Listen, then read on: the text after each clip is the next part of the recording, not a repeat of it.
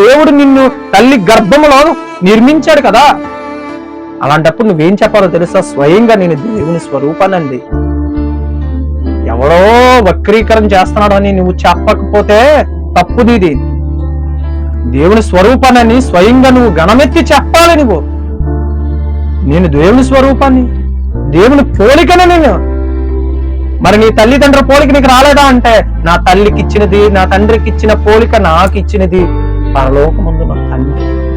నా తల్లి నీ తండ్రిని పోషించింది ఆయనే, వారిని సృష్టించింది ఆయనే, వారి నుండి నన్ను రప్పించింది, ఈ భూమి మీద పుట్టించింది ఆయనే. వారిని యథార్థవంతులుగా పుట్టించాడు, నన్ను యథార్థవంతులుగా పుట్టించాడు. అందుకు నేను దేవునికి భక్తుడిగా మారిపోయాను. అందుకు దేవుడు నన్ను ఇష్టుడిగా ప్రేమిస్తున్నాడు. ఇలా చెప్పాలని మనం.